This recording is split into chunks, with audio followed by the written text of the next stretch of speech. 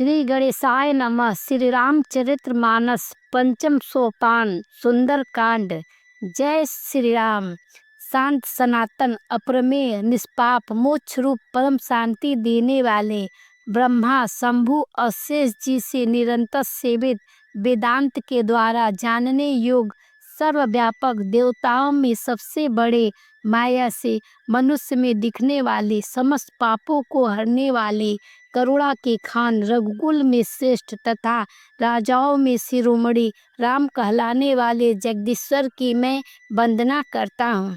हे रघुनाथ जी, मैं सत्य कहता हूँ और फिर आप सबके अंतरात्मा ही हैं, सब जानते ही हैं कि मेरे हृदय में दूसरी कोई इच्छा नहीं है। हे रघुकुल श्रेष्ठ, मुझे अपनी निर्भरता भक्ति दीजिए और मेरे मन को काम आदि दोषों से रहित कीजिए।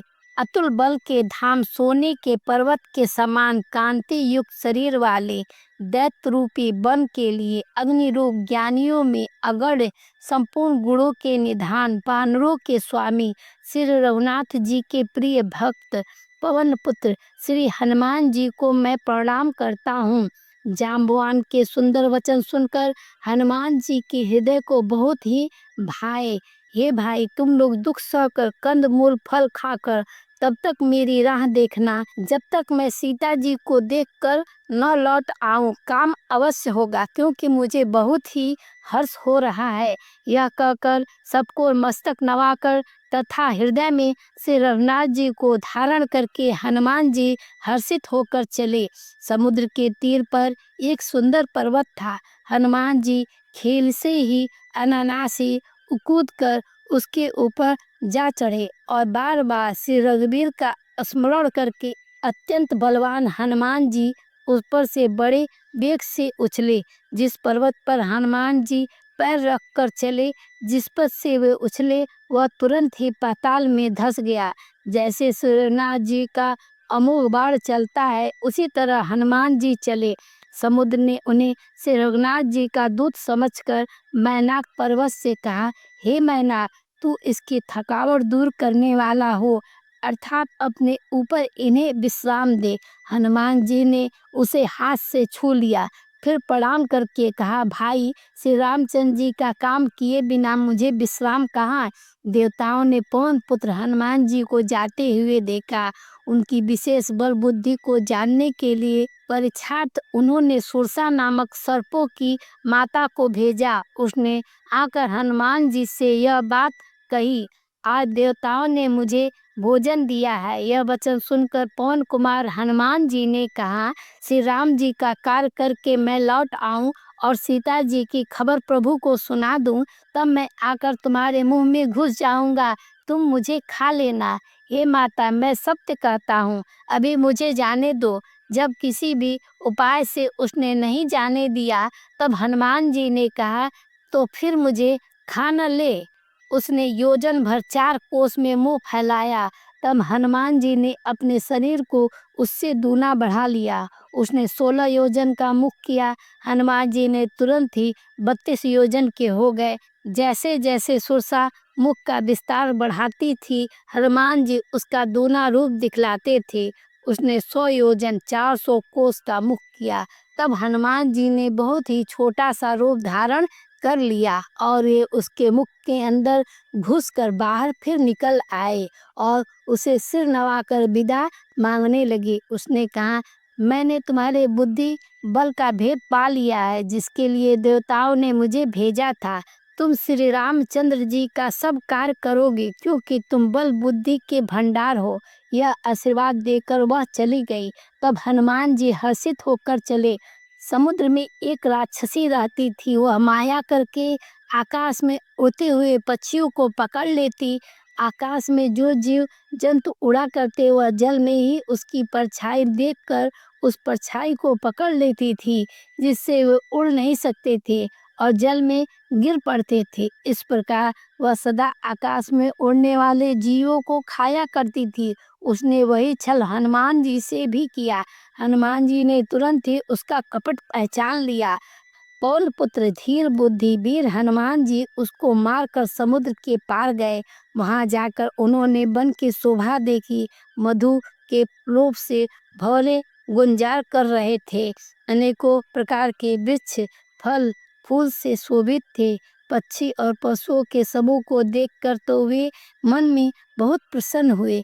सामने एक विशाल पर्वत देखकर हनुमान जी भय त्याग कर उस पर दौड़कर जा चढ़े। शिव जी कहते, हे उमा, इसमें बानर हनुमान जी की कुछ बड़ाई नहीं है।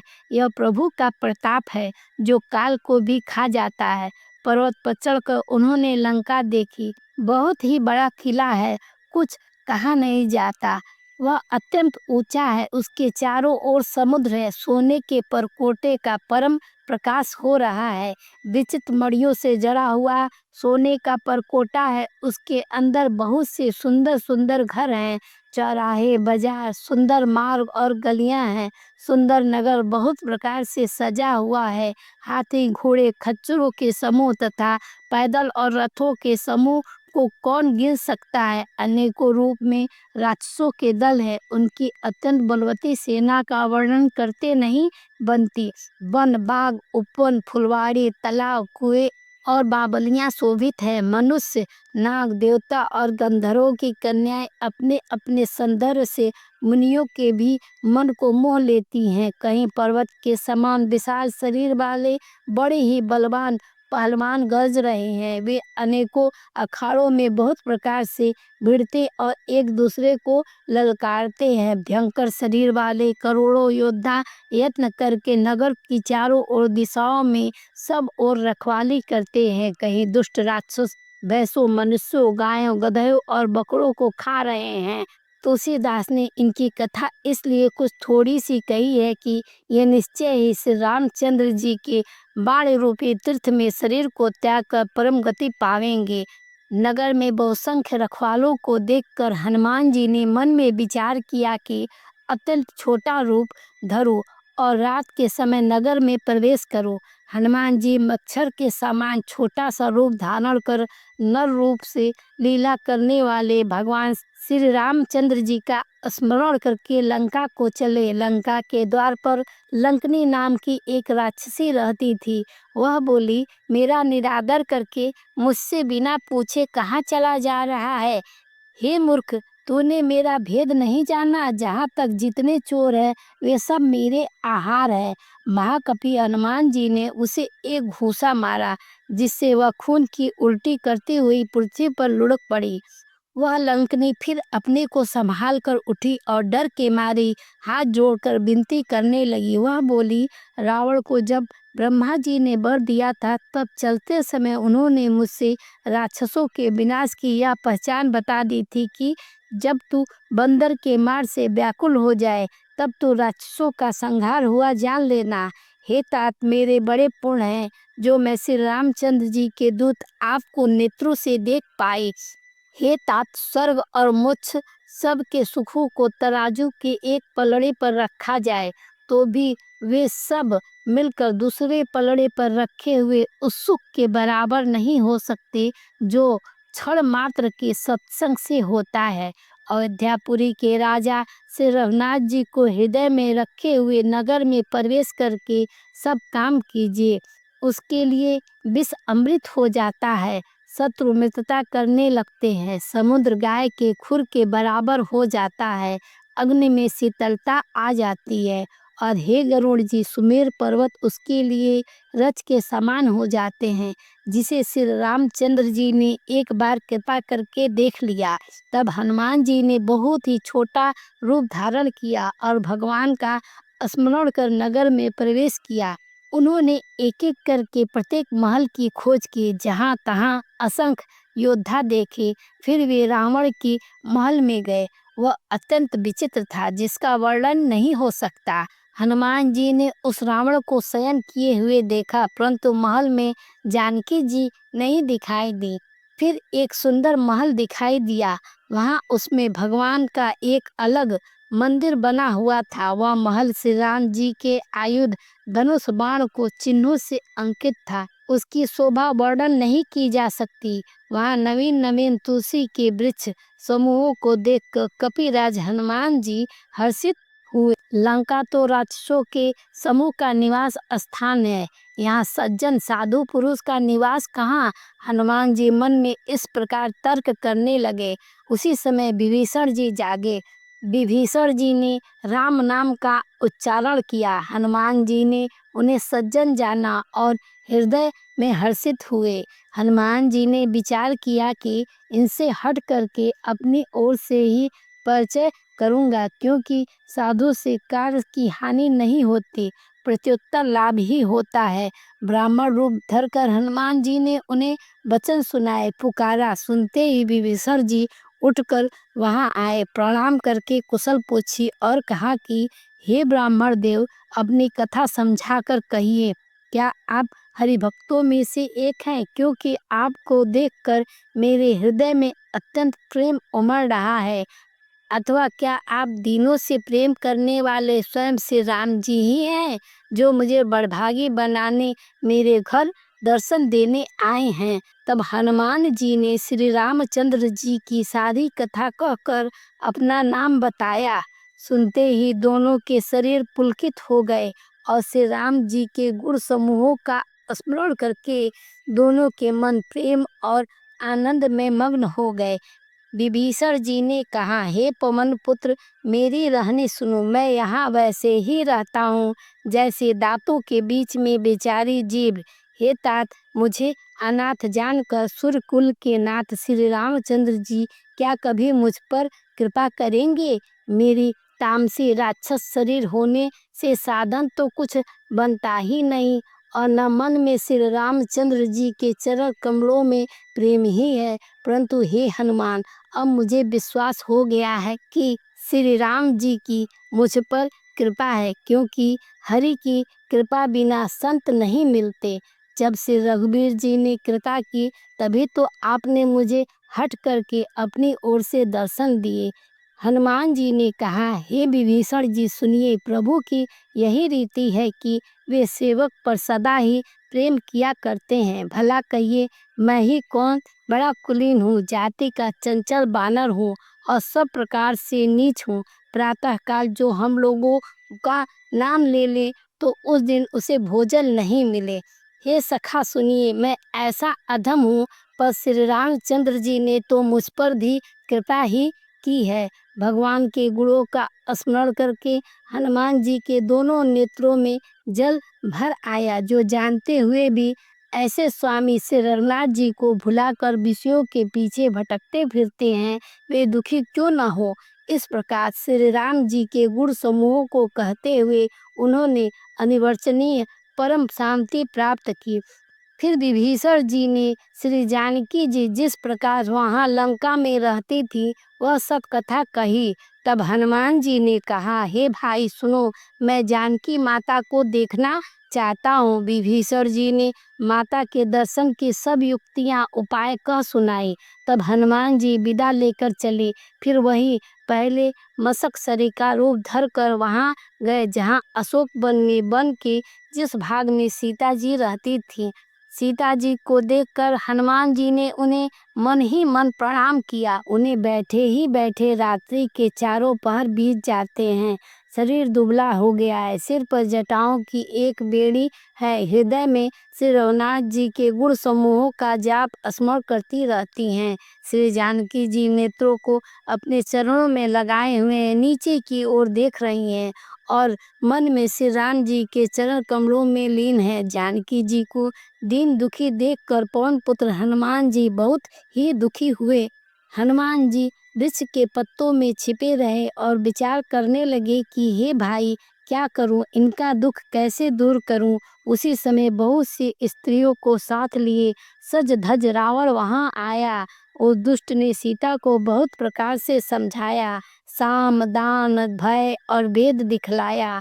रावण ने कहा, हे सुमुखी, हे सयानी सुनो, मंदोदरी आदि सब रानियों को मैं तुम्हारी दासी बना दूंगा। यह मेरा प्रण है। तुम एक बार मेरी ओर देखो तो सही। अपने परम स्नेही कौशलाधीश श्री रामचंद्र जी का स्मरण करके जानकी जी तिनके की आड़ करके कहने लगी, हे दशमुख सुनो, जुगनू के प्रकाश से कभी कमलिनी खिल सकती है। जानकी जी फिर कहती हैं, तू अपने लिए भी ऐसा ही मन में समझ ले। रे दुष्ट, तुझे श्री रघुनाथ जी के बाण की खबर नहीं है। रे पापी, तू मुझे सुने में हर लाया। रे अधम निर्लज, तुझे लज्जा नहीं आती।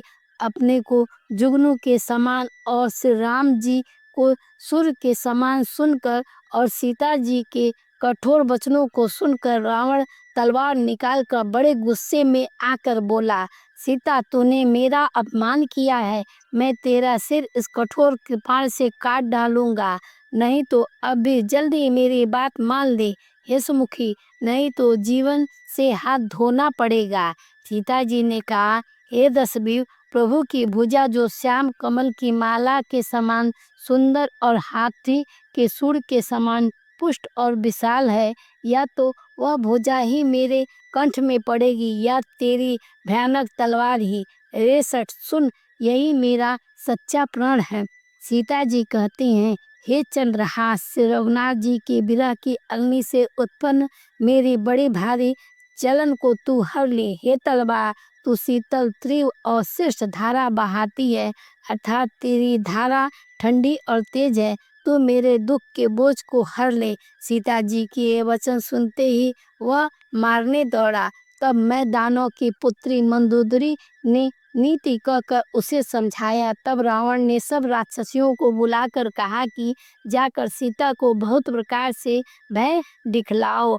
यदि महीने भर में यह न माने तो मैं इसे तलवार निकालकर मार डालूंगा। यो कहकर रावण घर चला गया। यहाँ राक्षसियों के समूह बहुत से बुरे रूप धारण कर सीता जी को भय दिखलाने लगी। उनमें से एक त्रिजटा नाम की राक्षसी थी। उसकी श्री रामचंद्र जी के चरणों में प्रीति थी और वह विवेक ज्ञान में निपुण थी। उसने सबको बुलाकर अपना स्वप्न सुनाया और कहा, सीता जी की सेवा करके अपना कल्याण कर लो। स्वप्न में मैंने देखा है कि एक बंदर ने लंका जला दी। राक्षसों की सारी सेना मार ढाली गई। रावण नंगा है और गधे पर सवार है। उसके सिर मुड़े हुए हैं, बीसों भुजाएं कटी हुई हैं।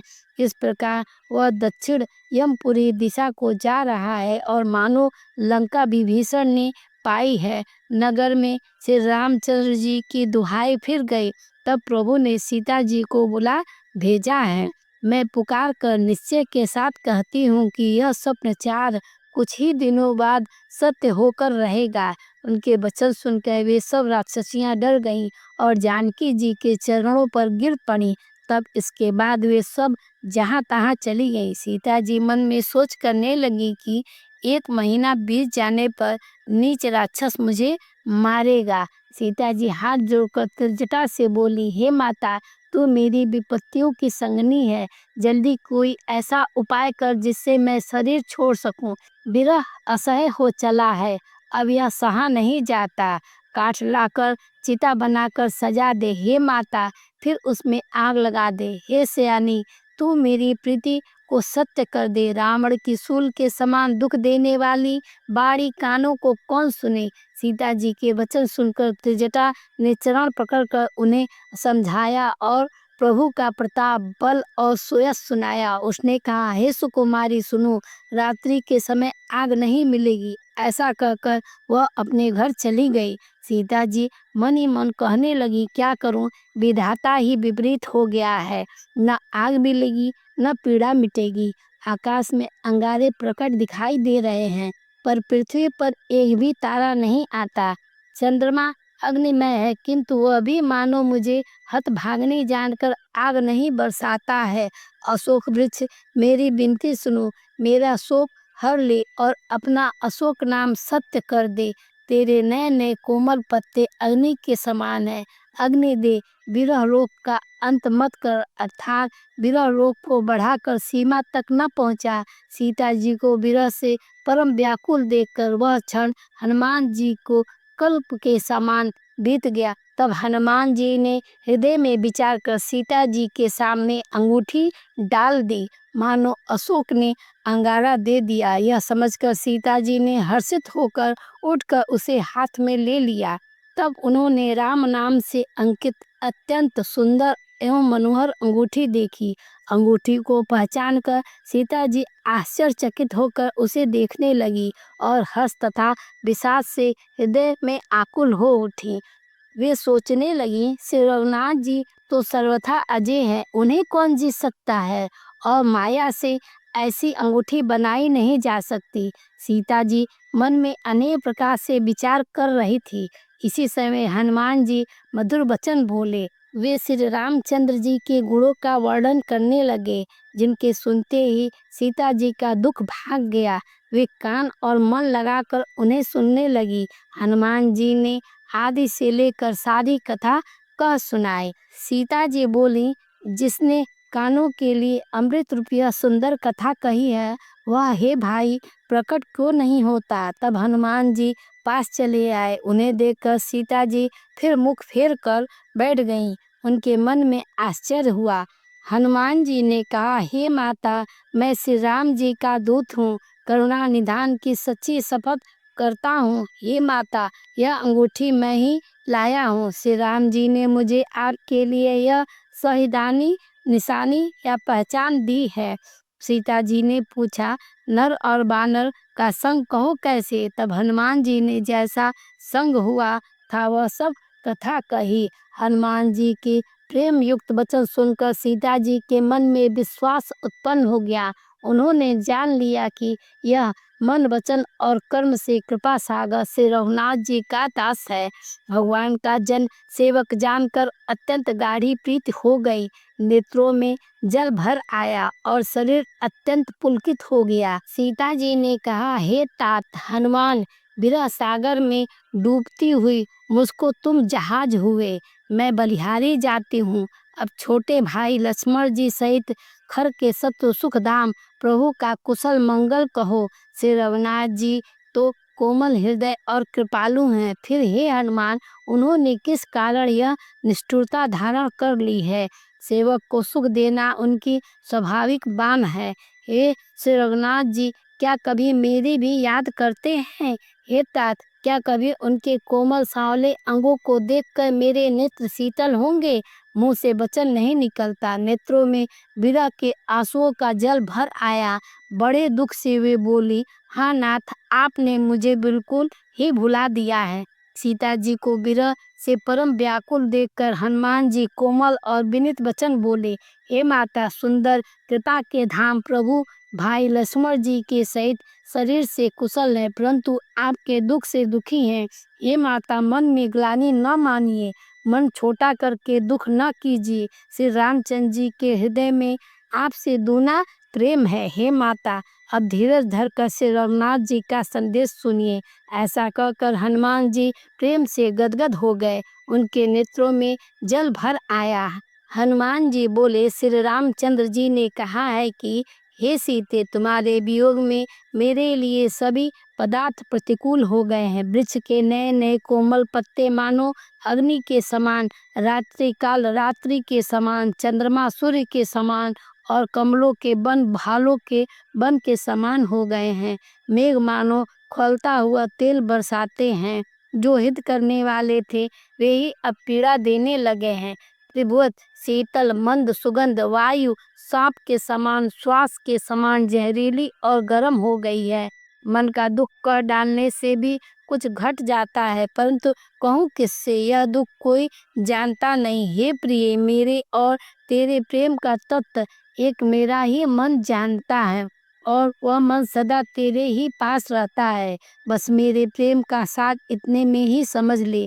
प्रभु का संदेश सुनते ही जानकी जी प्रेम में मग्न हो गई। उन्हें शरीर की सुध न रही। हनुमान जी ने कहा, हे माता, हृदय में धैर्य धारण करो और सेवक को सुख देने वाले श्री राम जी का स्मरण करो। श्री रघुनाथ जी की प्रभुता को हृदय में लाओ और मेरे वचन सुनकर कायरता छोड़ो। राक्षसों के समूह पतंगों के समान और श्री रघुनाथ जी के बाण अग्नि के समान है। हे माता, हृदय में धैर्य धारण करो और राक्षसों को जला ही समझो। श्री रामचंद्र जी ने यदि खबर पाई होती तो वे विलंब न करते। जानकी जी, राम बाण रूपी सूर्य के उदय होने पर राक्षसों की सेना रूपी अंधकार कहाँ रह सकता है। हे माता, मैं आपको अभी यहाँ से लिवा जाऊं, पर श्री रामचंद्र जी की शपथ है, मुझे प्रभु ने इसकी आज्ञा नहीं की है। अतः हे माता, कुछ दिन और धीरज धरो। श्री रामचंद्र जी बानरों सहित यहाँ आवेंगे और राक्षसों को मारकर आपको ले जाएंगे। नारद आदि ऋषि मुनि तीनों लोकों में उनका यश गावेंगे। सीता जी ने कहा, हे पुत्र, सब बानर तुम्हारे ही समान नन्हे नन्हे से होंगे। राक्षस तो बड़े बलवान योद्धा हैं, अतः मेरे हृदय में बड़ा भारी संदेह होता है कि तुम जैसे बंदर राक्षसों को कैसे जीतेंगे। यह सुनकर हनुमान जी ने अपना शरीर प्रकट किया। सोने के पर्वत सुमेर के आकार का अत्यंत विशाल शरीर था, जो युद्ध में शत्रुओं के हृदय में भय उत्पन्न करने वाला अत्यंत बलवान और वीर था। तब उसे देखकर सीता जी के मन में विश्वास हुआ। हनुमान जी ने फिर छोटा सा रूप धारण कर लिया। हे माता सुनो, बानरों में बहुत बल बुद्धि नहीं होती, परंतु प्रभु के प्रताप से बहुत छोटा सर्प भी गरुड़ को खा सकता है। अत्यंत निर्मल भी महान बलवान मार सकता है। भक्ति प्रताप और तेज और बल से सनी हुई हनुमान जी की वाणी सुनकर सीता जी के मन में संतोष हुआ। उन्होंने श्री राम जी के प्रिय जानकर हनुमान जी को आशीर्वाद दिया कि हे तात, तुम बल और शील के निधान हो। हे पुत्र, तुम अजर, बुढ़ापे से रहित, अमर और गुणों के खजाने हो। श्री रघुनाथ जी तुम पर बहुत कृपा करे, प्रभु की कृपा करे। ऐसा कानों से सुनते ही हनुमान जी पूर्ण प्रेम मग्न हो गए। हनुमान जी ने बार बार सीता जी के चरणों में सिर नवाया और फिर हाथ जोड़कर कहा, हे माता, मैं अब कृतार्थ हो गया। आपका आशीर्वाद अमोघ है, यह बात प्रसिद्ध है। हे माता सुनो, सुंदर फल वाले वृक्षों को देखकर मुझे बड़ी ही भूख लग आई है। सीता जी ने कहा, हे बेटा सुनो, बड़े भारी योद्धा राक्षस इस वन की रखवाली करते हैं। हनुमान जी ने कहा, हे माता, यदि आप मन में सुख माने प्रसन्न होकर आज्ञा दे तो मुझे उनका भय तो बिल्कुल ही नहीं है। हनुमान जी को बुद्धि और बल में निपुण देखकर जानकी जी ने कहा, जाओ हे तात, श्री रघुनाथ जी के चरणों को हृदय में धारण करके मीठे फल खाओ। वे सीता जी को सिर नवाकर चले और बाग में घुस गए। फल खाए और वृक्षों को तोड़ने लगे। वहाँ बहुत से योद्धा रखवाली करते थे, उनमें से कुछ को मार डाला और कुछ ने रावण से जाकर पुकार की और कहा, हे नाथ, एक बड़ा भारी बंदर आया है। उसने अशोक वाटिका उजाड़ डाली, फल खाए, वृक्षों को उखाड़ डाला और रखवालों को मसल मसल कर जमीन पर डाल दिया। यह सुनकर रावण ने बहुत से योद्धा भेजे। उन्हें देखकर हनुमान जी ने गर्जना की। हनुमान जी ने सब राक्षसों को मार डाला। कुछ ही तो अधमरे थे, कुछ चिल्लाते हुए भाग गए। फिर रावण ने अक्षय कुमार को भेजा। वह असंख्य श्रेष्ठ योद्धाओं के साथ लेकर उसे आते देखकर हनुमान जी ने एक वृक्ष हाथ में लेकर ललकारा और उसे मारकर महाध्वनि बड़े जोर से गर्जना की। उन्होंने सेना में कुछ को मार डाला और कुछ को मसल डाला और कुछ को पकड़ पकड़ कर धूल में मिला दिया।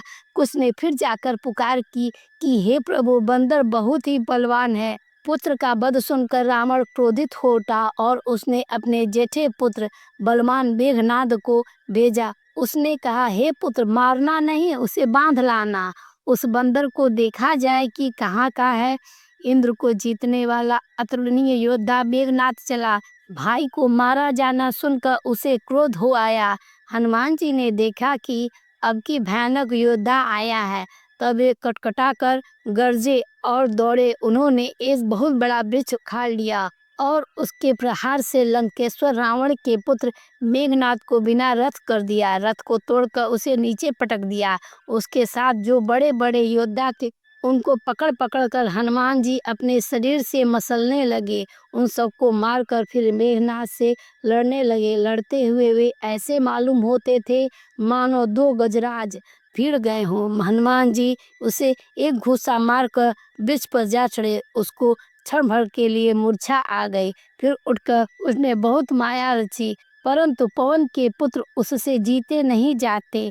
अंत में उसने ब्रह्मास्त्र का प्रयोग किया। तब हनुमान जी ने मन में विचार किया कि यदि ब्रह्मास्त्र को मैं नहीं मानता हूँ तो उसकी अपार महिमा मिट जाएगी। उसने हनुमान जी को ब्रह्म बाण मारा, जिसके लगते ही वे वृक्ष के नीचे गिर पड़े, परंतु गिरते समय उन्होंने बहुत सी सेना मार डाली। तब उसने देखा कि हनुमान जी मूर्छित हो गए हैं।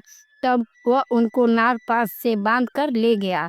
शिव जी कहते हैं, हे भवानी सुनो, जिनका नाम जप कर ज्ञानी विवेकी मनुष्य संसार के जन्म मरण के बंधन को काट डालते हैं, उनका दूत कहीं बंधन में आ सकता है।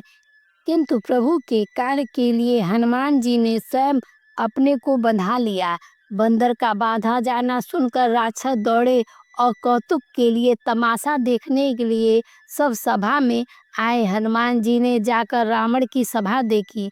उसकी अत्यंत ऐश्वर्य कुछ कही नहीं जाती। देवता और दिक्पाल हाथ जोड़े बड़ी नम्रता के साथ भयभीत हुए सब रावण की भौं ताक रहे हैं, उसका रुख देख रहे हैं। उसका ऐसा प्रताप देखकर भी हनुमान जी के मन में जरा भी डर नहीं हुआ।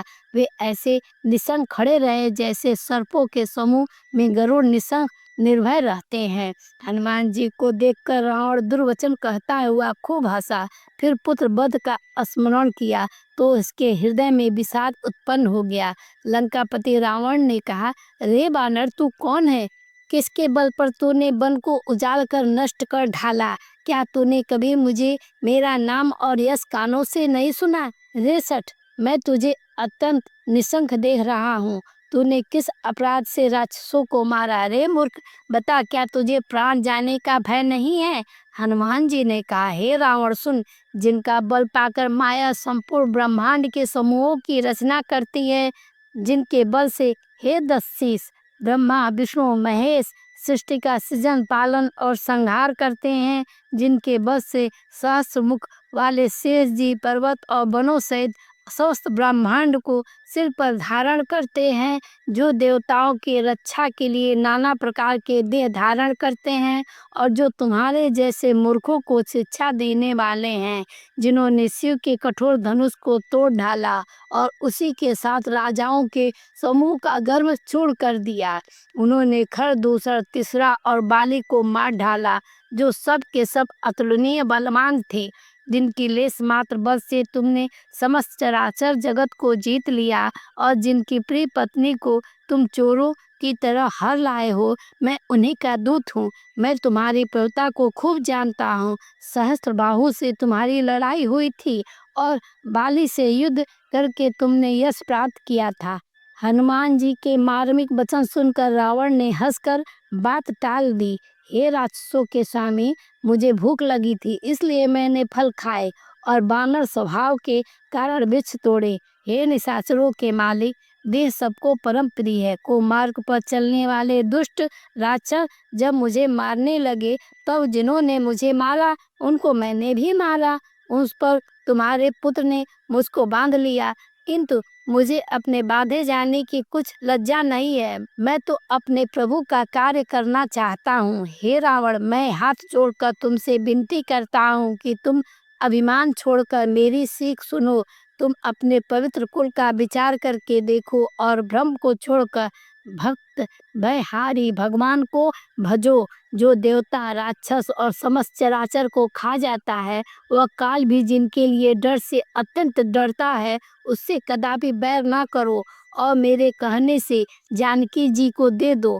खर के शत्रु श्री रघुनाथ जी शरणागतों की रक्षक और दया के समुद्र हैं। शरण जाने पर प्रभु तुम्हारा अपराध भुलाकर तुम्हें अपनी शरण में रख लेंगे। तुमसे राम जी के चरण कमलों को हृदय में धारण करो और लंका का अचल राज्य करो।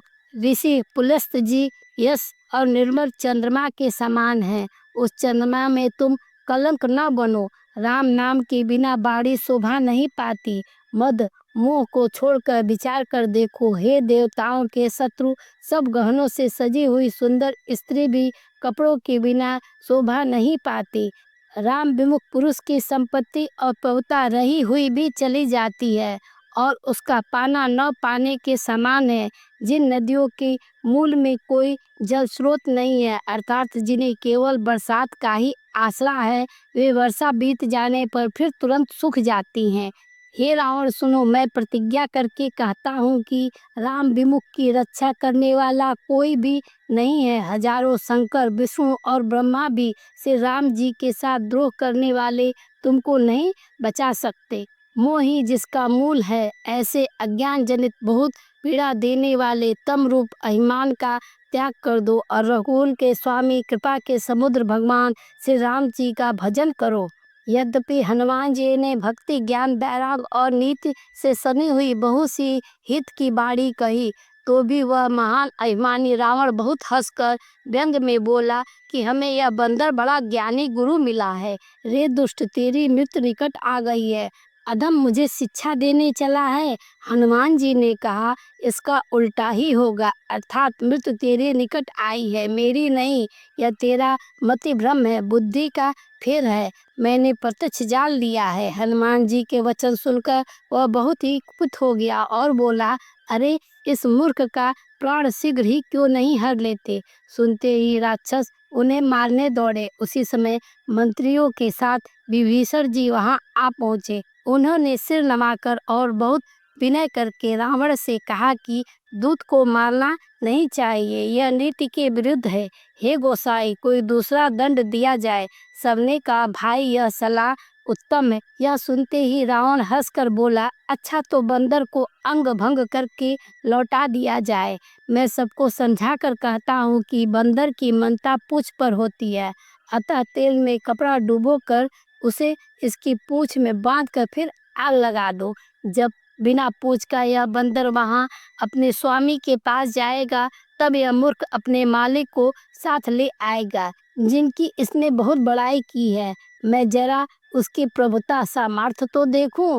यह वचन सुनते ही हनुमान जी मन में मुस्कुराए और मन ही मन बोले कि मैं जान गया, सरस्वती जी इसे ऐसी बुद्धि देना, मैं सहायक हुई। रावण के वचन सुनकर मूर्ख राक्षस वही पूंछ में आग लगाने की तैयारी करने लगे।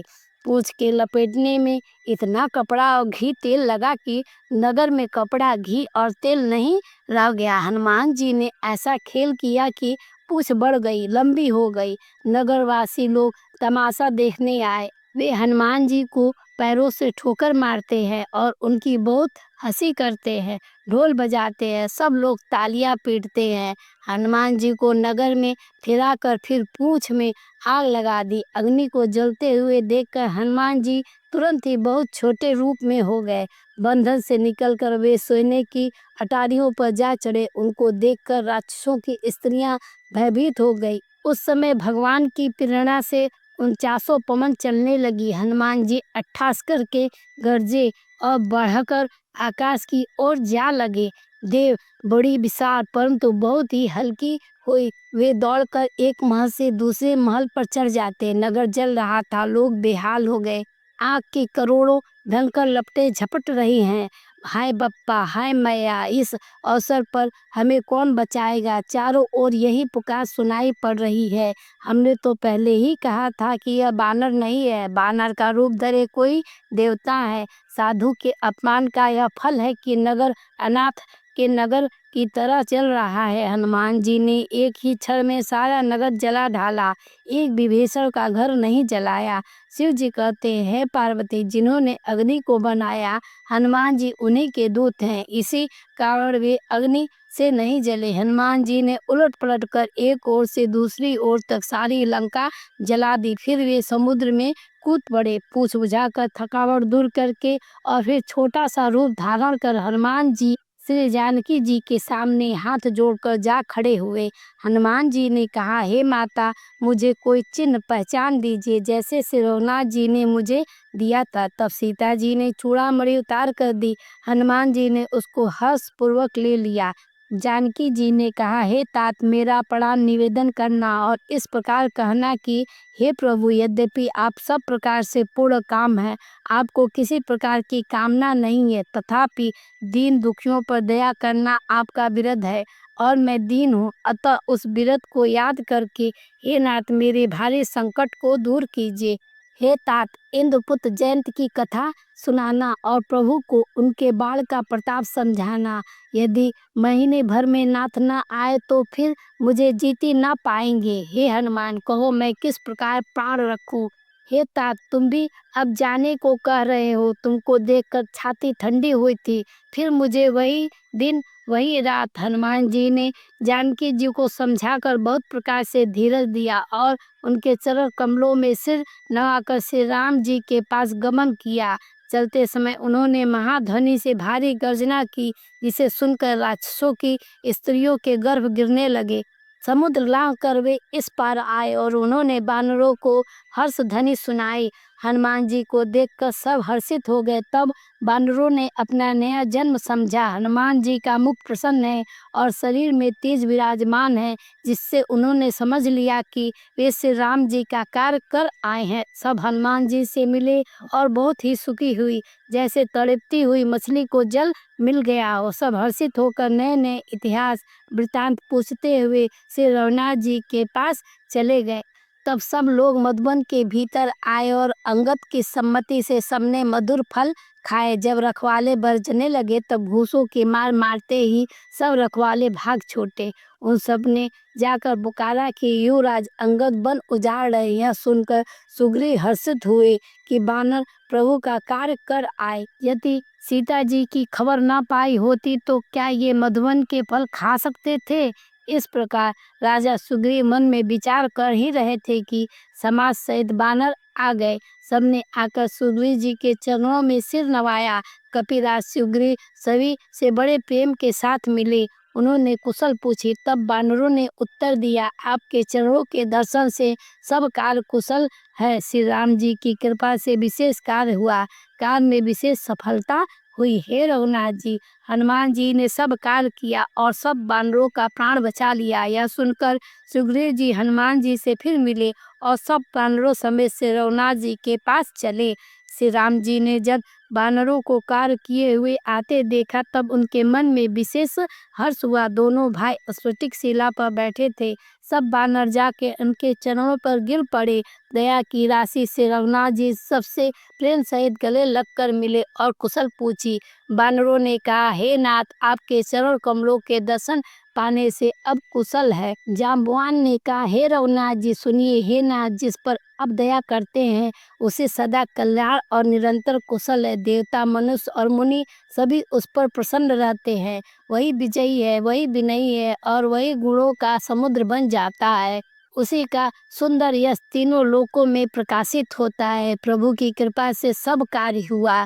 आज हमारा जन्म सफल हो गया। हे नाथ, पवन पुत्र हनुमान जी ने जो करनी की उसका 1000 मुखों से भी वर्णन नहीं किया जा सकता। तब जाम्बवान ने हनुमान जी के सुंदर चरित्र श्री रघुनाथ जी को सुनाए। वे चरित्र सुनने पर कृपा निधान श्री राम जी के मन को बहुत ही अच्छे लगे। उन्होंने हर्षित होकर हनुमान जी को फिर हृदय से लगा लिया और कहा, हे तात, कहो सीता किस प्रकार रहती है और अपने प्राणों की रक्षा करती है। हनुमान जी ने कहा, आपका नाम दिन रात पहरा देने वाला है। आपका ध्यान ही किवाड़ है। नेत्रों को अपने चरणों में लगाए रहती है, वही ताला लगाए। फिर प्राण जाए तो किस मार्ग से चलते समय उन्होंने मुझसे चूड़ामणि उतार कर दिए। श्री रघुनाथ जी उसे लेकर हृदय से लगा लिया। हनुमान जी ने फिर कहा, हे नाथ, दोनों नेत्रों में जल भरकर जानकी जी ने मुझसे कुछ वचन कहे हैं। छोटे भाई समेत प्रभु के चरण पकड़ना और कहना, आप दीन बंधु हैं, शरणागत के दुख को हरने वाले हैं और मन, वचन और कर्म से आपके चरणों की अनुरागणी हूँ। फिर स्वामी, आपने मुझे किस अपराध से त्याग दिया। हाँ, एक दोष मैं अपना अवश्य मानती हूँ कि आपका वियोग होते हुए मेरे प्राण नहीं गए, किंतु हे नाथ, यह तो नेत्रों का अपराध है जो प्राणों के निकलने में हठपूर्वक बाधा देते हैं। विरह अग्नि है, शरीर रूई है और श्वास पवन है।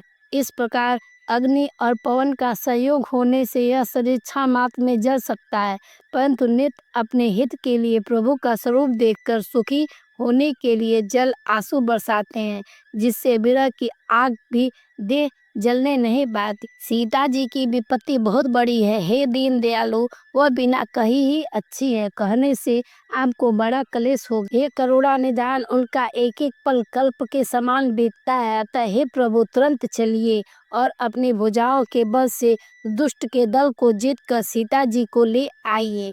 सीता जी का दुख सुनकर सुख के धाम प्रभु के कमल नेत्रों में जल भर आया और वे बोले, मन वचन और शरीर से जिसे मेरी गति मेरा ही आश्रय है, उसे क्या स्वप्न में भी विपत्ति हो सकती है। हनुमान जी ने कहा, हे प्रभु, विपत्ति तो वही तभी है जब आपका भजन स्मरण ना हो। हे प्रभु, राक्षसों की बात ही कितनी है, आप शत्रु को जीतकर जानकी जी को ले आएंगे। भगवान कहने लगे, हे हनुमान, सुन, तेरे समान मेरा उपकारी देवता मनुष्य अथवा मुनि कोई भी शरीरधारी नहीं है। मैं तेरा पवित्र बतलेख में उपकार तो क्या करूं, मेरा मन भी तेरे सामने नहीं हो सकता। हे पुत्र, सुन, मैंने मन में खूब विचार करके देख लिया है कि मैं तुझसे उत्तीर्ण नहीं हो सकता। देवताओं के रक्षक प्रभु बार बार हनुमान जी को देख रहे हैं, नेत्रों में प्रेम आंसू का जल भरा है और शरीर अत्यंत पुलकित है। प्रभु के वचन सुनकर उनके प्रसन्न मुख तथा पुलकित अंगों को देखकर हनुमान जी हर्षित हो गए और प्रेम में विकल होकर, हे भगवान, मेरी रक्षा करो कहते हुए श्री राम जी के चरणों में गिर पड़े। प्रभु उनको बार बार उठाना चाहते हैं, परंतु प्रेम में डूबे हुए हनुमान जी को चरणों से उठाना सुहाता नहीं। प्रभु का कर कमल हनुमान जी के सिर पर है। उस स्थिति का स्मरण करके शिव जी प्रेम मग्न हो गए। फिर मन को सावधान करके शंकर जी अत्यंत सुंदर कथा कहने लगे। हनुमान जी को उठाकर प्रभु ने हृदय से लगाया और हाथ पकड़कर अत्यंत निकट बैठा लिया। हे हनुमान, बताओ तो, रावण के द्वारा सुरक्षित लंका और उसके बड़े बाके किलों को तुमने किस तरह जलाया। हनुमान जी ने प्रभु को प्रसन्न जाना और वे अभिमान रहित वचन बोले, बंदर का बस यही बड़ा पुरुषार्थ है कि वह एक डाल से दूसरी डाल पर चला जाता है। मैंने जो समुद्र लांघकर सोने का नगर जलाया और राक्षण गढ़ को मारकर अशोक वन को उजाड़ डाला, यह सब तो हे श्री रघुनाथ जी आप ही का प्रताप है। हे नाथ, इसमें मेरी प्रभुता कुछ भी नहीं है। हे प्रभु, जिस पर आप प्रसन्न हो उसके लिए कुछ भी कठिन नहीं है। आपके प्रभाव से रुई, जो स्वयं बहुत जल्दी जल जाने वाली वस्तु है, बड़वानल को निश्चय ही जला सकती है, अर्थात असंभव भी संभव हो सकता है। हे नाथ, मुझे अत्यंत सुख देने वाली अपने निश्चल भक्ति कृपा करके दीजिए। हनुमान जी की अत्यंत सरल वाणी सुनकर हे भवानी, तब प्रभु श्री रामचंद्र जी ने एवं अस्तु ऐसा ही हो कहा।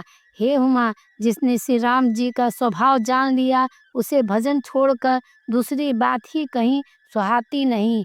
यह स्वामी सेवक का संवाद जिसके हृदय में आ गया, वही श्री रघुनाथ जी के चरणों की भक्ति पा गया। प्रभु के वचन सुनकर बानरगण कहने लगे, कृपालु आनंद कंद श्री राम जी की जय हो, जय हो, जय हो।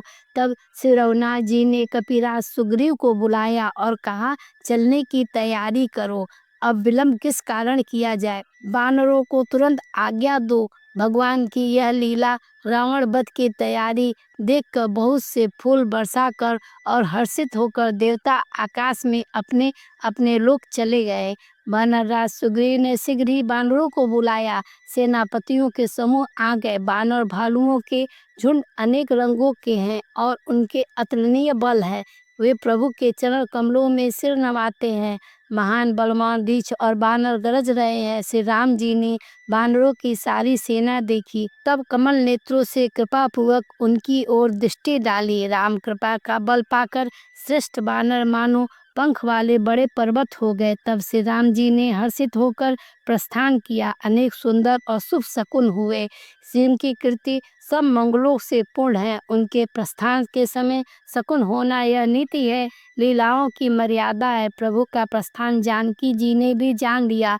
उनके बाएं अंग फड़क फड़क कर मानो कह देते हैं, श्री राम जी आ रहे हैं। जानकी जी को जो जो शगुन होते हैं वही वही रावण के लिए अपशकुन हुए। सेना चली, उसका वर्णन कौन कर सकता है। असंख्य बानर और भालू गर्जना कर रहे हैं। नख ही जिनके शस्त्र हैं, वे इच्छा अनुसार चलने वाले रीछ बानर पर्वतों और वृक्षों को धारण किए हुए आकाश मार्ग से और पृथ्वी पर चले जा रहे हैं।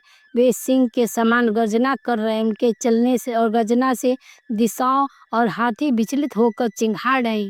दिशाओं के हाथी चिढ़ाने लगे, पृथ्वी डोलने लगी, पर्वत चंचल हो गए, कांपने लगे और समुद्र खलबला उठे। गंधर्व देवता मुनि नाग किन्नर सब के सब मन में हर्षित हुए कि अब हमारे दुख टल गए। अनेकों करोड़ों भयानक बानर योद्धा कटकटा रहे हैं और करोड़ों ही दौड़ रहे हैं। प्रौल प्रताप कौशलनाथ श्री रामचंद्र जी की जय हो, ऐसा पुकारते हुए वे गुण समूह को गा रहे हैं। उदार परम श्रेष्ठ महान सतराज शेष जी भी सेना का बोझ नहीं सह सकते। वे बार बार मोहित हो जाते हैं, घबरा जाते हैं और पुनः पुनः कच्छप की कठोर पीठ को दांतों से पकड़े हुए ऐसा करते हैं। उनको अर्थात बार बार दांतों को गड़ाकर कच्छप की पीठ पर लकीर से खींचते हैं। वे कैसे शोभा दे रहे हैं, मानो श्री राम जी की सुंदर प्रस्थान यात्रा को परम सुहावनी जानकर उनकी अचल पवित्र कथा को सर्पराज शेष जी कच्छप की पीठ पर लिख रहे हों। इस प्रकार कृपा निदान से राम जी समुद्र तट पर जा उतरे। अनेकों रीछ बानर वीर जहाँ तहाँ फल खाने लगे। वहाँ लंका में जब से हनुमान जी लंका जी को जलाकर गए, तब से राक्षस भयभीत रहने लगे। अपने अपने घरों में सब विचार करते हैं कि अब राक्षस कुल की रक्षा का कोई उपाय नहीं है। जिसके दूत का बल वर्णन नहीं किया जा सकता, उसके स्वर्ण नगर में आने पर कौन भलाई है। हम लोगों की बड़ी बुरी दशा होगी। दूतियों से नगर निवासियों के वचन सुनकर मंदोदरी बहुत ही व्याकुल हो गई। वह एकांत में हाथ जोड़कर पति रावण के चरणों में लगी और नीति रस में पगी हुई बाड़ी बोली, हे प्रियतम, श्री हरि से विरोध छोड़ दीजिए। मेरे कहने को अत्यंत हितकर जानकर हृदय में धारण कीजिए। जिनके दूध की करने का विचार करते ही राक्षसों की स्त्रियों के गर्भ गिर जाते हैं।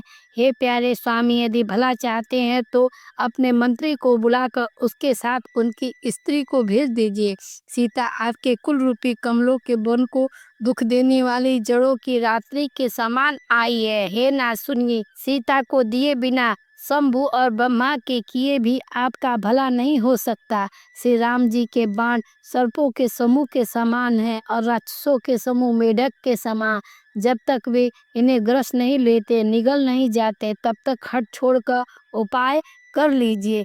मूर्ख और जगत प्रसिद्ध अभिमानी रावण कानों से उसकी वाणी सुनकर खूब हंसा और बोला, स्त्रियों का स्वभाव सचमुच ही बहुत डरपोक होता है। मंगल में भी भय करती हो। तुम्हारा मन हृदय बहुत ही कच्चा कमजोर है। यदि बानरों की सेना आएगी तो बेचारे राक्षस उसे खाकर अपना जीवन निर्वाह करेंगे। लोकपाल भी जिनके डर से कांपते हैं, उसकी स्त्री डरती हो, यह बड़ी हंसी की बात है। रावण ने ऐसा कहकर हंसकर उसे हृदय से लगा लिया और ममता बढ़ाकर अधिक स्नेह दर्शाकर वह सभा में चला गया। मंदोदरी हृदय में चिंता करने लगी कि पति पर विधाता प्रतिकूल हो गए हैं। जो ही वह सभा में जाकर बैठा, उसने ऐसी खबर पाई कि शत्रु की सारी सेना समुद्र के उस पार आ गई है। उसने मंत्रियों से पूछा कि उचित सलाह कहिए, अब क्या करना चाहिए। तब वे हंसे और बोले कि चुप किए रहिए, इसमें सलाह की कौन सी बात है। आपने देवताओं और राक्षसों को जीत लिया, तब तो कुछ श्रम नहीं हुआ, फिर मनुष्य और बानर किस गिनती में हैं। मंत्री, वैद्य और गुरु, ये तीन यदि अप्रसन्नता के भय या लाभ की आशा से हित की बात न कहकर प्रिय बोलते हैं तो क्रमशः राज, शरीर और धर्म, इन तीनों का शीघ्र ही नाश हो जाता है।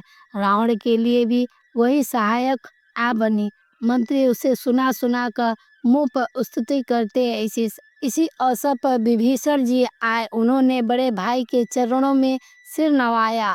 फिर वे सिर नवाकर अपने आसन पर बैठ गए और आज्ञा पाकर ये वचन बोले, हे कृपालु, जब आपने मुझसे बात पूछी है तो हे तात, मैं अपनी बुद्धि के अनुसार आपके हित की बात कहता हूँ।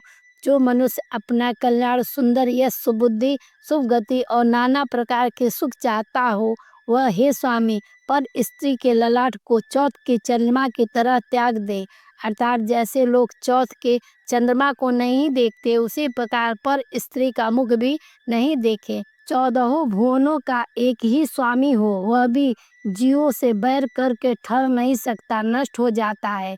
जो मनुष्य गुणों का समुद्र और चतुर हो, उसे चाहे थोड़ा भी लोभ क्यों ना हो, तो भी कोई भला नहीं कहता। हे नाथ, काम, क्रोध, मद और लोभ यह सब नरक के रास्ते हैं।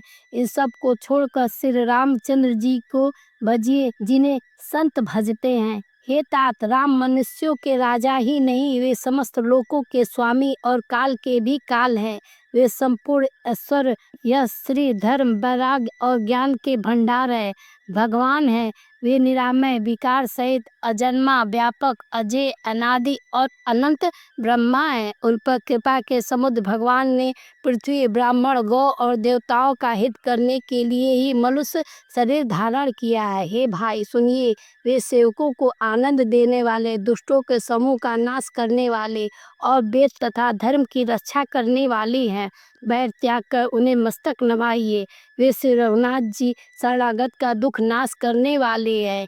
हे नाथ, उन प्रभु को जानकी जी दे दीजिए और बिना ही कारण स्नेह करने वाले श्री राम जी को भजिए। जिसे संपूर्ण जगत से द्रोह करने का पाप लगा हो, सड़ जाने पर प्रभु उसका भी त्याग नहीं करते। जिनका नाम तीनों तापों का नाश करने वाला है, वे ही प्रभु भगवान मनुष्य रूप में प्रकट हुए हैं। हे रावण, हृदय में यह समझ लीजिए। हे दस्युष, मैं बार बार आपके चरणों लगता हूँ और विनती करता हूँ कि मान, मोह और मद को त्याग कर आप कौशलापति श्री राम जी का भजन कीजिए। मुनि पुलस्त जी ने अपने शिष्य के हाथ यह बात कहलवा भेजी है। हे तात, सुंदर अवसर पाकर मैंने तुरंत ही वह बात प्रभु आपसे कह दी। माल्यवान नामक एक बहुत बड़ा ही बुद्धिमान मंत्री था। उसने उस विभीषण के वचन सुनकर बहुत सुख माना और कहा, हे तात, आपके छोटे भाई नीति विभूषण, नीति को भूषण करने में धारण करने वाले अर्थात नीतिमान हैं। विभीषण जो कुछ कह रहे हैं उसे हृदय में धारण कर लीजिए। रावण ने कहा, दोनों मूर्ख शत्रु की महिमा बखान रहे हैं, यहाँ कोई है, इन्हें दूर करो ना। तब माल्यवान तो घर लौट गया और विभीषण जी हाथ जोड़कर फिर कहने लगे, हे नाथ, पुराण और वेद ऐसा कहते हैं कि सुबुद्धि, अच्छी बुद्धि और कुबुद्धि, खोटी बुद्धि सबके हृदय में रहती है। जहाँ सुबुद्धि है वहाँ नाना प्रकार की संपदाएं, सुख, स्थिति रहती है और जहाँ कुबुद्धि है वहाँ परिणाम में विपत्ति, दुख रहती है। आपके हृदय में उल्टी बुद्धि आ बसी है, इसी से आप हित को अहित और शत्रु को मित्र मान रहे हैं। जो राक्षस कुल के लिए काल रात्रि के समान है, उस सीता पर आपकी बड़ी प्रीति है। हे तात, मैं चरण पकड़कर आपसे भीख मांगता हूँ, विनती करता हूँ कि आप मेरा दुलार रखिए। मुझ बालक के आग्रह को स्नेहपूर्वक स्वीकार कीजिए। श्री राम जी को सीता जी दे दीजिए, जिसमें आपका अहित न होगा। विभीषण ने पंडितों, पुराणों और वेदों द्वारा सम्मत वाणी से नीति बखान कर कही, पर उसे सुनते ही रावण क्रोधित होकर उठा और बोला, रे दुष्ट, अब मृत्यु तेरे निकट आ गई है। अरे मूर्ख, तू जीता तो है, सदा मेरा जिलाया हुआ अर्थात मेरे ही अन्न से पल रहा है, पर रे मूढ़, पक्ष में तुझे शत्रु ही अच्छा लगता है। अरे दुष्ट, बता न, जगत में ऐसा कौन है जिसे मैंने अपनी भुजाओं के बल से न जीता हूँ।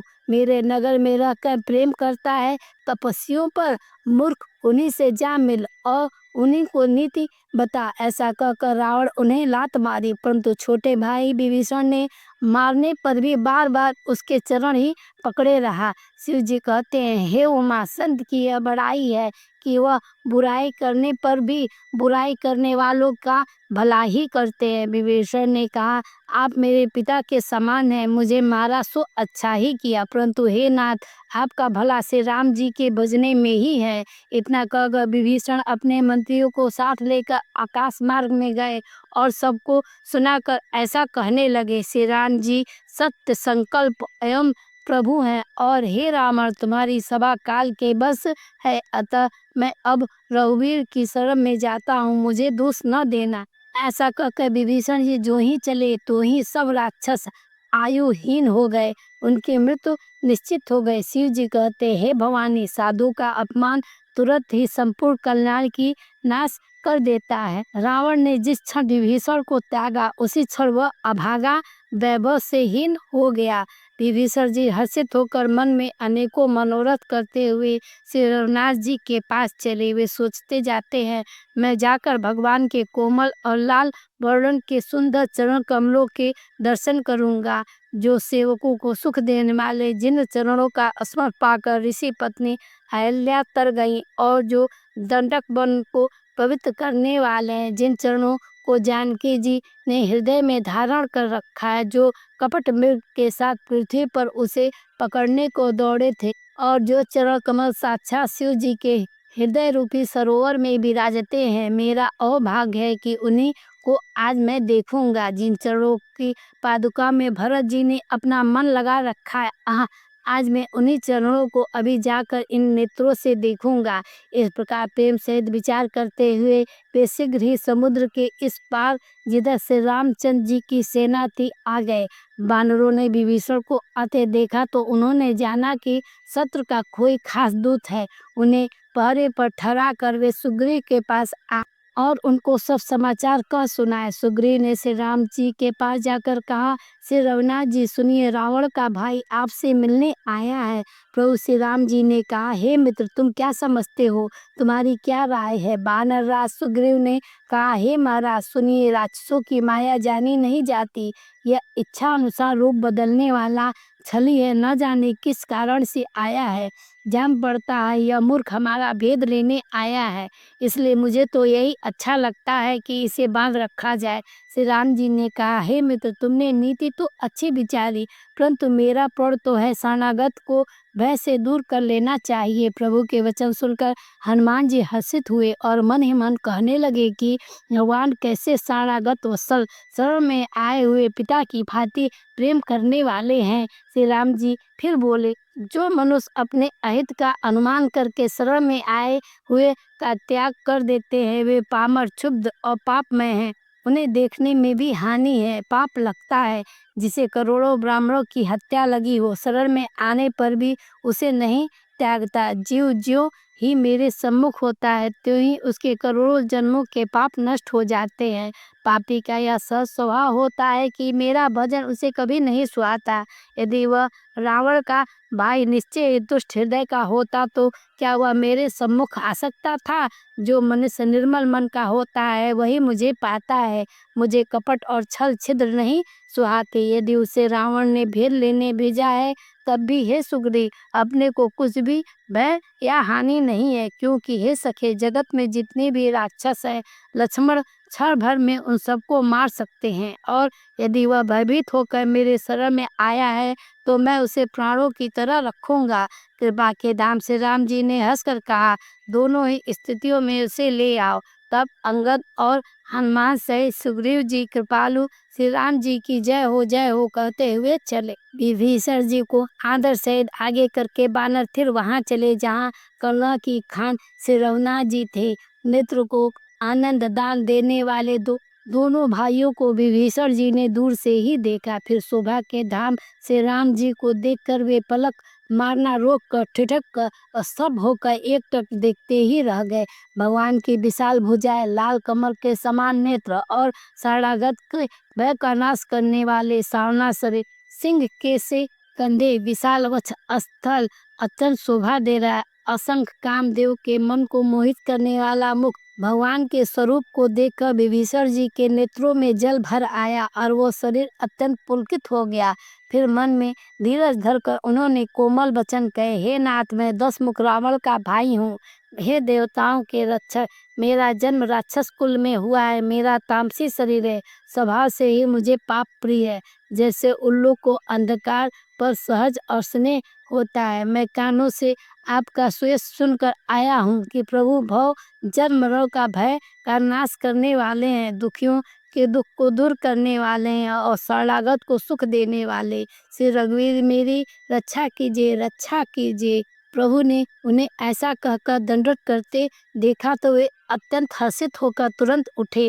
विभीषण जी के दीन वचन सुनने पर प्रभु के मन को बहुत ही भाए। उन्होंने अपनी विशाल भुजाओं से पकड़कर उनको हृदय से लगा लिया। छोटे भाई लक्ष्मण जी सहित गले मिलकर उनको अपने पास बैठाकर श्री राम जी भक्तों के भय को हरने वाले वचन बोले। हे लंकेश, परिवार सहित अपनी कुशल कहो। तुम्हारा निवास बुरी जगह पर है, दिन रात दुष्टों की मंडली में बसते हो। ऐसी दशा में हे सके तुम्हारा धर्म किस प्रकार निभता है। मैं तुम्हारी सब रीति आचार व्यवहार जानता हो। तुम अत्यंत नीति निपुण हो, तुम्हें अनीति नहीं सुहाती। हे तात, नरक में रहना वरन अच्छा है, परंतु विधाता दुष्ट का संग कभी न दे। विभीषण जी ने कहा, हे रघुनाथ जी, अब आपके चरणों का दर्शन कर कुशल से हूँ। जो आपने अपना सेवक जानकर मुझ पर दया की है, तब तक जीव की कुशल नहीं है और न स्वप्न में भी उसके मन को शांति है, जब तक वह शोक के घर का काम को छोड़कर श्री राम जी को नहीं भजता। लोभ, मोह, मत्सर, मद और मान आदि अनेकों दुष्ट तभी तक हृदय में बसते हैं, जब तक कि धनुष बाण और कमर में तर्कस धारण किए श्री रघुनाथ जी हृदय में नहीं बसते। ममतापूर्ण अंधेरी रात है जो राग द्वेष रूपी उल्लू का सुख देने वाली है। वह तभी तक जीवों के मन में बसती है, जब तक प्रभु का प्रताप रूपी सूर्य नहीं उदय होता। हे श्री राम जी, आपके चरण बिंद के दर्शन कर अब मैं कुशल से हूँ। मेरे भारी भय मिट गए हैं। हे कृपालु, आप जिस पर अनुकूल होते हैं उसे तीनों प्रकार के भवशूल, आध्यात्मिक, अधिदैविक और अधिभौतिक ताप नहीं व्यापते। मैं अत्यंत नीच स्वभाव का राक्षस हूँ। मैंने कभी शुभ आचरण नहीं किया, जिनका रूप मुनियों के भी ध्यान में नहीं आता। उन प्रभु ने स्वयं हर्षित होकर मुझे हृदय से लगा लिया है। हे कृपा और सुख के पुंज श्री राम जी, मेरा अत्यंत असीम सौभाग्य है जो मैंने ब्रह्मा और शिव जी के द्वारा सेवित युगल चरणों को अपने नेत्रों से देखा। श्री राम जी ने कहा, हे सखा सुनो, मैं तुम्हें अपना स्वभाव कहता हूँ, जिसे काकभूषुंडी जी, शिव जी और पार्वती जी भी नहीं जानती। कोई मनुष्य संपूर्ण जड़ चेतन जगत का द्रोही हो, यदि वह भी भयभीत होकर मेरी शरण तक कर आज आए और मद मोह तथा नाना प्रकार के छल कपट त्याग दे, तो मैं उसे बहुत ही शीघ्र साधु के समान कर देता हूँ। माता पिता, भाई पुत्र, स्त्री, शरीर, धन, घर, मित्र और परिवार, सब इन सब के ममत्व रूपी टांगों को बटोर कर और उन सभी की एक डोरी बटकर उसके द्वारा जो अपने मन को मेरे चरणों में बांध देता, सारे संसारिक बंधनों का केंद्र मुझे बना लेता है। जो समदर्शी है, जिसे कुछ इच्छा नहीं है और जिनके मन में हर्ष, शोक और भय नहीं होता, ऐसा सज्जन मेरे हृदय में कैसे बसता है, जैसे लोभी के हृदय में धन बसता है। तुम सरी के संत ही मुझे प्रिय है। मैं और किसी के निहोरे से देह धारण नहीं करता। जो सगुण साकार भगवान के उपासक हैं, दूसरे के हित करने में लगे रहते हैं, नीति और नियमों में दृढ़ है, जिन्हें ब्राह्मणों के चरणों में प्रेम है, वे मनुष्य मेरे प्राणों के समान है। हे लंकापति, सुनो, तुम्हारे अंदर उपयुक्त सब गुण हैं, इससे तुम मुझे अत्यंत प्रिय हो। श्री राम जी के वचन सुनकर सब वानरों के समूह कहने लगे, कृपा के सबू श्री राम जी की जय हो। प्रभु की वाणी सुनते ही और उसे कानों के लिए अमृत जानकर विभीषण जी अनाते नहीं, वे बार बार श्री राम जी के चरण कमलों को पकड़ते हैं। अपार प्रेम है, हृदय में समाता नहीं। विभीषण जी ने कहा, हे देव, हे चराचर जगत के स्वामी, शरणागत के रक्षक, ये सबके हृदय के भीतर के जानने वाले, सुनिए, मेरे हृदय में पहले कुछ वासना थी, वह प्रभु के चरणों की प्रीति रूपी नदी में बह गई। अब तो हे कृपालु, शिव जी के मन को सदैव प्रिय लगने वाली अपनी पवित्र भक्ति मुझे दीजिए। एवं ऐसा ही होकर कर रणधीर प्रभु श्री राम जी ने तुरंत ही समुद्र का जल मांगा और कहा, हे सखा, तथापि तुम्हारी इच्छा नहीं है, पर जगत में मेरा दर्शन अमोघ है। ऐसा कर श्री राम जी ने उसको रास तिलक कर दिया। आकाश से पुष्पों की अपार वृष्टि हुई। श्री राम जी ने रावण के क्रोध रूपी अग्नि में, जो अपनी विभीषण की श्वास वचन रूपी पवन से प्रचंड हो रही थी, जलते हुए विभीषण को बचा लिया और उसे अखंड राज्य दिया। शिव जी ने जो संपत्ति रावण को 10 सिरों की बलि देने पर दी थी, वही संपत्ति श्री रघुनाथ जी ने विभीषण को बहुत सकुचते हुए दी। ऐसे परम कृपालु प्रभु को छोड़कर जो मनुष्य दूसरों को भजते हैं, वे बिना सींग पूंछ के पशु हैं। अपना सेवक जानकर विभीषण जी को श्री राम जी ने अपना लिया। प्रभु का स्वभाव वानर कुल के मन को बहुत भाया। फिर सब कुछ जानने वाले, सबके हृदय में बसने वाले, सर्वरूप सबके रहित, उदासीन कारण से मनुष्यों के बने हुए राक्षसों का कुल का नाश करने वाले श्री राम जी नीति की रक्षा करने वाले वचन बोले। हे वीर वानर राज सुग्रीव और लंकापति विभीषण, सुनो, इस गहरे समुद्र को किस प्रकार पार किया जाए। अनेक जाति के मगर, सांप और मछलियों से भरा हुआ यह अत्यंत अथाह समुद्र पार करने में सब प्रकार से कठिन है।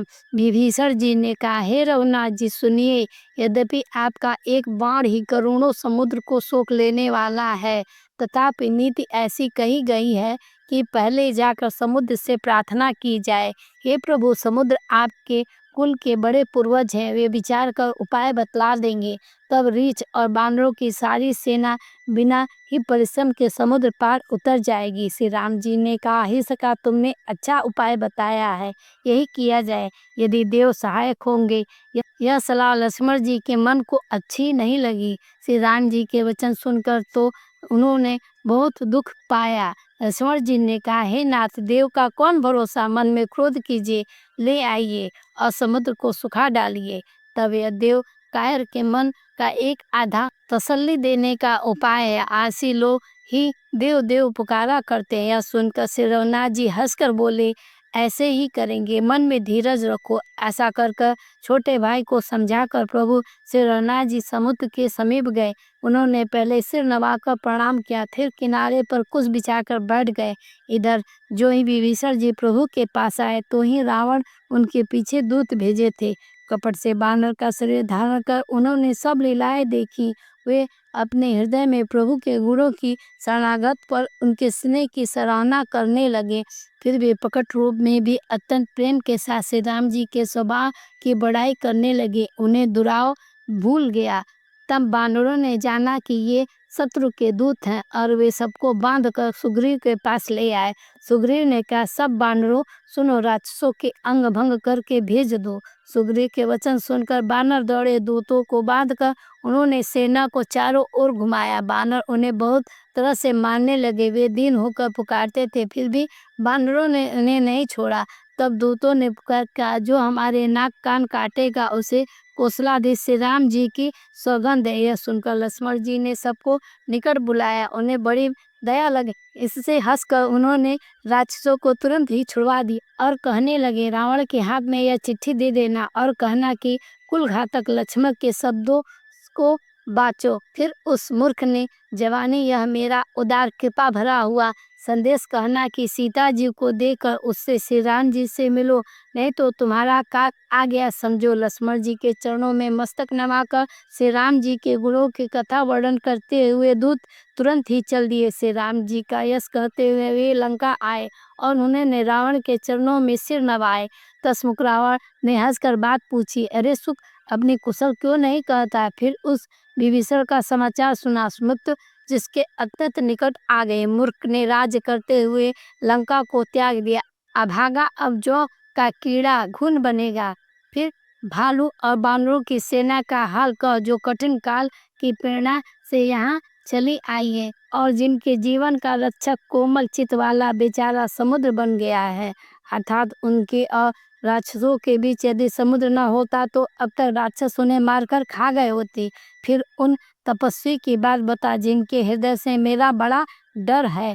उनसे तेरी भेंट हुई या कानों से मेरा शेष सुनकर वे लौट गए। शत्रुओं का सेना तेज और बल बताता क्यों नहीं, तेरा चित्त बहुत ही चकित हो रहा है। दूतों ने कहा, हे नाथ, आपने जैसा कृपा करके पूछा वैसे ही क्रोध छोड़कर मेरा कहना मानिए, मेरे बात पर विश्वास कीजिए। जब आपका छोटा भाई श्री राम जी से जाकर मिला, तब उसके पहुंचते ही श्री राम जी ने उसको रास तिलक कर दिया।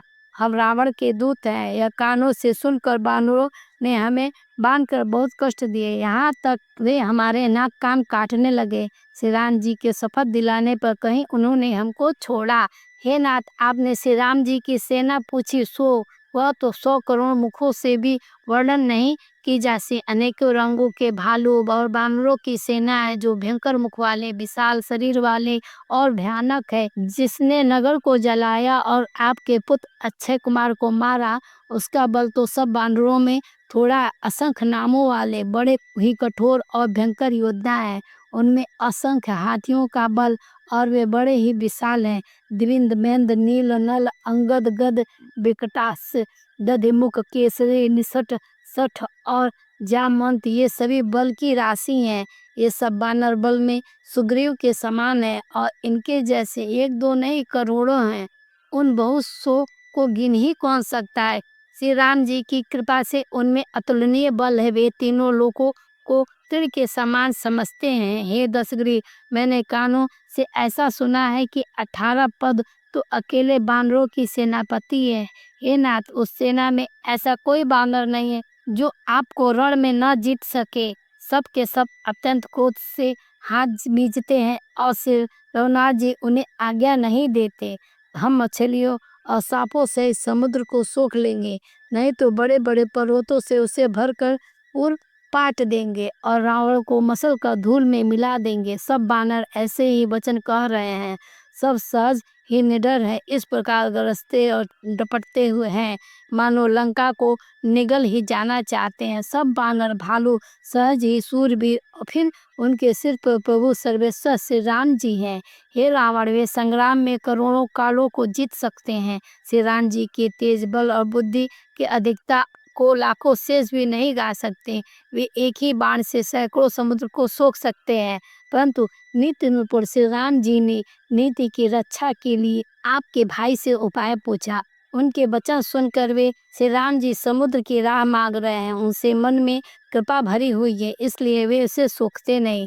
दूत के वचन सुनते ही रावण खूब हंसा और बोला, जब ऐसी बुद्धि है तभी तो बानरों को सहायक बनाया है। स्वाभाविक है, डरपोक विभीषण के वचन को प्रमाण करके उन्होंने समुद्र को मचलना बाल हट ठाना है। अरे मूर्ख, झूठी बड़ाई क्या करता है। बस मैंने शत्रु राम के बल और बुद्धि की था पा ली। जिसके विभीषण जैसे डरपोक मंत्री हों, उसे जगत में विजय और विभूति कहाँ। दुष्ट रावण के वचन सुनकर दूत को क्रोध बढ़ा। उसने मौका समझकर पत्रिका निकाली और कहा, श्री राम जी के छोटे भाई लक्ष्मण ने यह पत्रिका दी है। हे नाथ, इसे बचवा कर छाती ठंडी कीजिए। रावण ने हंसकर उसे बाएं हाथ से लिया और मंत्री को बुलाकर वह मूर्ख उसे बाँचने लगा। पत्रिका में लिखा था, अरे मूर्ख, केवल बातों से ही मन को रिझाकर अपने कुल को नष्ट भ्रष्ट न कर। श्री राम जी से विरोध करके तू विष्णु, ब्रह्मा और महेश की शरण जाने पर भी नहीं बचेगा। या तो अभिमान छोड़कर अपने छोटे भाई विभीषण की भांति प्रभु चरणों कमलों का भंवर बन जा, अथवा रे दुष्ट, श्री राम जी की बाण रूपी अग्नि में परिवार सहित पतिंगा हो जा। दोनों में से जो अच्छा लगे सो कर। पत्रिका सुनते ही रावण मन में भयभीत हो गया, परंतु मुख से ऊपर से मुस्कुराता हुआ वह सबको सुनाकर कहने लगा, जैसे कोई पृथ्वी पर पड़ा हुआ हाथ से आकाश को पकड़ने की चेष्टा करता हो, वैसे ही छोटा तपस्वी लक्ष्मण करता है, डिंग हाँकता है। शुक ने कहा, हे नाथ, अभिमानी स्वभाव को छोड़कर इस पत्र में लिखी सब बातों को सत्य समझिए। क्रोध छोड़कर मेरा वचन सुनिए। हे नाथ, श्री राम जी से बैर त्याग दीजिए। यद्यपि श्री रघुनाथ जी समस्त लोकों के स्वामी है, पर उनका स्वभाव अत्यंत ही कोमल है। मिलते ही प्रभु आप पर कृपा करेंगे और आपका एक भी अपराध वे हृदय में नहीं रखेंगे। जानकी जी रघुनाथ जी को दे दीजिए। हे प्रभु, इतना कहना मेरा कीजिए। जब उस दूत ने जानकी जी को देने के लिए कहा, तब दुष्ट रावण ने उसको लात मारी। वह भी विभीषण के भांति चरणों में सिर नवाकर वहीं चला गया जहाँ कृपा सागर से रघुनाथ जी थे। प्रणाम करके उसने अपनी कथा सुनाई और श्री राम जी की कृपा से अपनी गति मुनि स्वरूप पाई। शिव जी कहते हैं, हे भवानी, वह ज्ञानी मुनि था, अगस्त्य ऋषि के शाप से राक्षस हो गया था। बार बार श्री राम जी के चरणों की वंदना करके वह मुनि अपने आश्रम चला गया। इधर 3 दिन बीत गए, किंतु जड़ समुद्र विनय नहीं माना।